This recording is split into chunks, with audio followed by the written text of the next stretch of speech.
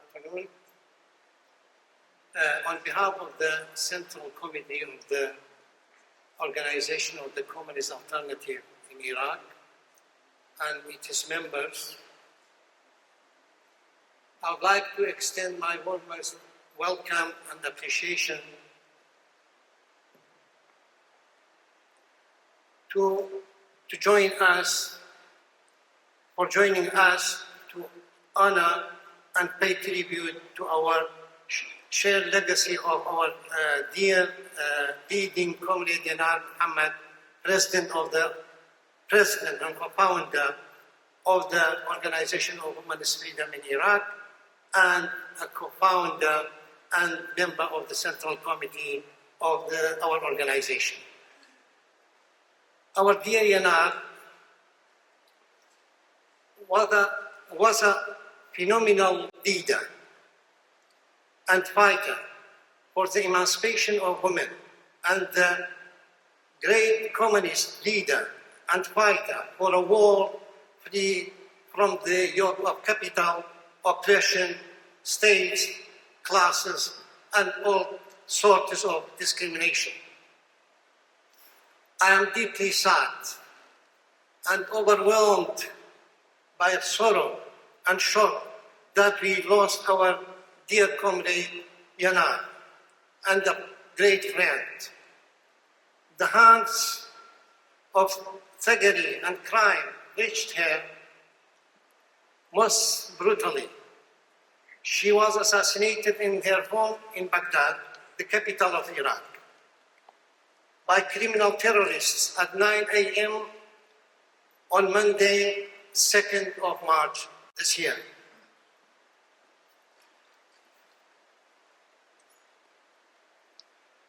My deepest condolences go to Yanar's beloved son, her partner, her father, and all members of her family, and her colleagues at the Organization of Women's Freedom in Iraq, her friends, comrades, and to you all, and her supporters worldwide. My heart is heavy with grief and sorrow as I mourn the loss of our beloved Yanar, my dear comrade and trusted friend for more than a quarter of a century, and a beloved close friend to my partner and the rest of our family. Yanar's legacy is a shared emancipatory and revolutionary socialist legacy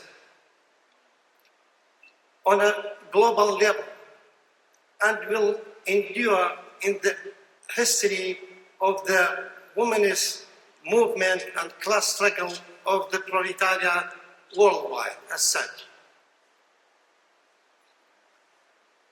The global condemnation and anger at the criminal act of terrorist assassination of dear Yanar, and the countless statements of support globally by women activists and their organizations, human rights activists and trade unions, the communists, the socialist organization, their parties, and individuals, progressive political activists, and all freedom lovers, is a manifestation of what Yanar was.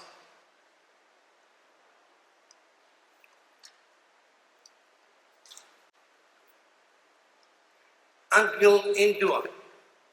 It is a worldwide protest and an embryonic revolution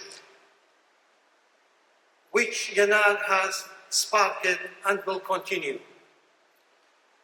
If it were not for the circumstances of the current US and Israeli's criminal war on Iran and the grip of the criminal militia forces of power in Iraq, her assassination would have ignited the flame of a revolution that never ends until overthrowing the rule of reaction despotism and enslavement of women, not only in Iraq, but in the region.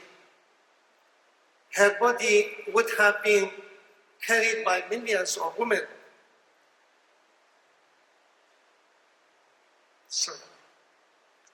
And progressive people in Iraq.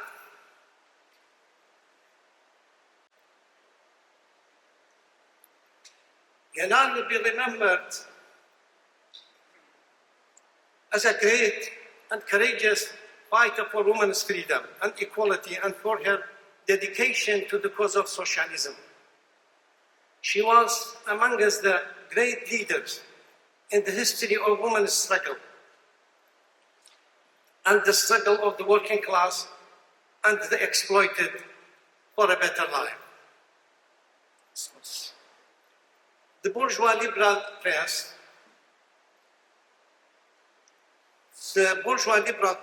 is hiding the revolutionary and socialist character of Yanar. By doing so, they not only deceive and twist the reality of what Yanar was, but also prove their shallowness and lies of their words about women's rights and freedom. Yanar was a determined and unwavering Marxist and a revolutionary socialist who knew where the origin of male chauvinism and domination and misogyny and how a powerful emancipatory women's movement is a source of power to the socialist working class movement and vice versa. And that's why she remained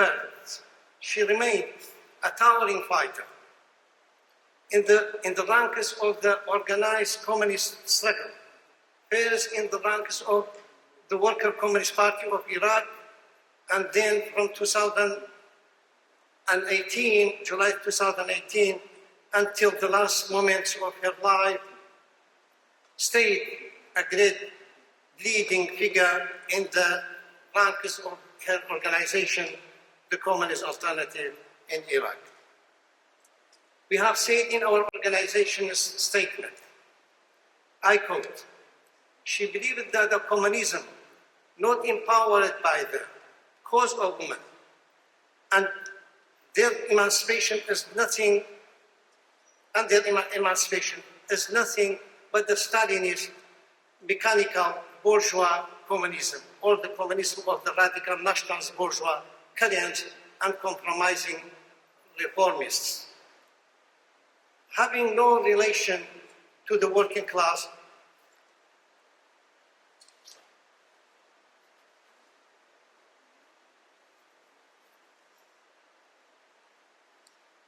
or the masses of the oppressed women. Her fear was not of feminism, the influence of feminism over the organized communist current within which she worked, but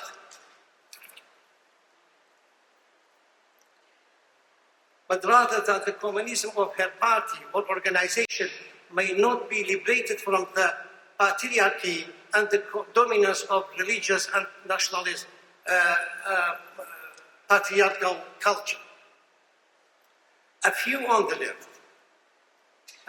left, even some decent ones, failed to recognize this, and some of them adopted the same bourgeois liberal views on Yanar, stripped her of this revolutionary socialist identity and dedication. They were wrong in the past and will remain wrong now and forever. One of the lessons of the tragedy is for us to fight together with the emancipatory and progressive womenist activists and communist activists against this kind of shallowness of race-mongering socialists. Yanar was an individual who cherished life in every sense. Anyone who met her was instantly impressed by her humanity, her sense of humor, her intelligence, and her wit. These qualities were evident not only in daily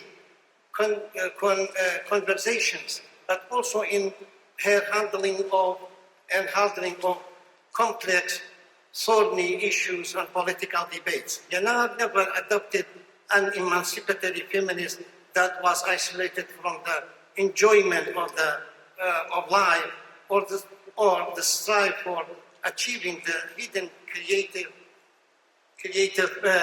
potentials and talents in individuals. She believed in free, equal human relations between the sexes. Unlike some women activists, she stood firmly against those who hated men as biological beings or stupid patriarchy and misogyny of their class and social content as a transient socio-economic, political, and cultural phenomena in human history. The history of Yanar's struggle and political activism is inseparable from the history of women's struggle and the working class struggle in Iran in the last quarter of a century. Not only that, but also inseparable from the regional and global class struggle and women's struggle worldwide against Western capitalist imperialist powers and their wars, the political Islam, the misogynists of all kinds and forms, the far right, the neo-fascists, and nationalists, and all the reactionary forces. Yanar had just entered political activism, while the world had entered a storm of global proportions, following the terrorist attack of Al-Qaeda on the Twin Towers in New York, 9/11, and the subsequent U.S. war on terror policy and strategy.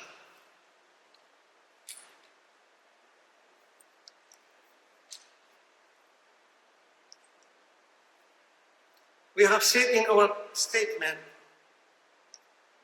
regarding the struggle and life of Yanar, amidst these global stormy events, Yanar began her political activism in Canada against both forces, against the U.S. imperialism, its war, and the occupation of Iraq, and against the currents and parties of political Islam. Above all, she fought their shared hostility toward women and the cause of freedom and equality, the code ends. Thus, she started campaigning against both forces and concentrating on the U.S. imperialist powers' preparation for war on Iraq. Consequently, soon became known in some of the mainstream media as an outspoken activist against waging war in Iraq, both in Canada and the US.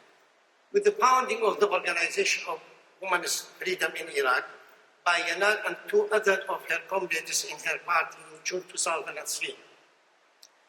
After just 2 months of the occupation of Iraq and the collapse of Ba'athist fascist regime, Yanar and the organization found themselves in the eye of the coming storm that hit Iraqi society from all directions. The storm that could be described as massacres, sectarian war, identity-based killings, the destruction of society's civil infrastructure, terrorist bombings, and the rise of militias and the emergence of an ethno-sectarian militia regime. These forces empowered various reactionary anti-woman elements, from tribal powers to religious institutions, ultimately casting women into the most oppressive and catastrophic era in modern Iraqi history. The work and activities of Yanar and Ofi continued in such an environment of danger and the rule of formidable reactionary forces and violence for more than 23 years. with utmost courage, determination, and sacrifice to defend women's rights and liberties. Only 6 months into the war of Yanar, the first death threat was issued against her by a group called Jaysh al-Sahaba. I think the translation would be Army of the Companions. And from that moment until the very instant of her assassination, she received various forms of death threats, often compounded by various forms of pressure, harassment, and malicious lawsuits persisted even during the October 2019 uprising, when political Islam was forced to retreat. Even in that situation, the threats against Yanar never stopped. The most striking aspect of Yanar's defense of women's rights and liberties was the revolutionary political criticism of an integrated system of class exploitation, political and ideological oppression, and this despotic militia regime that reproduces women's enslavement in Iran. Consequently, Yanar's works and struggles in defense of women covered a wide range of areas, from the difficult task of founding and managing OFI, that's Organization of Women's Freedom in Iraq, and its media, the publication of Al-Masawat newspaper and the Al-Masawat radio, managing Al-Masawat radio, and to engagement in several confrontations against the ruling Islamist parties in imposing the Islamic Al-Ja'fari law of the Shia sect for many years, including forming with other women activists the 188 Alliance in defense of the Personal Status Law of 188 of 1959, and against amending it by the Iraqi ruling parties. The greatest challenge in Yanar's activity was her struggle to rescue women who were victims of violence. These under threat of honor killing, these under threat of honor killing, and young women caught in the grip of human trafficking networks. She succeeded in saving approximately 1,400 young women.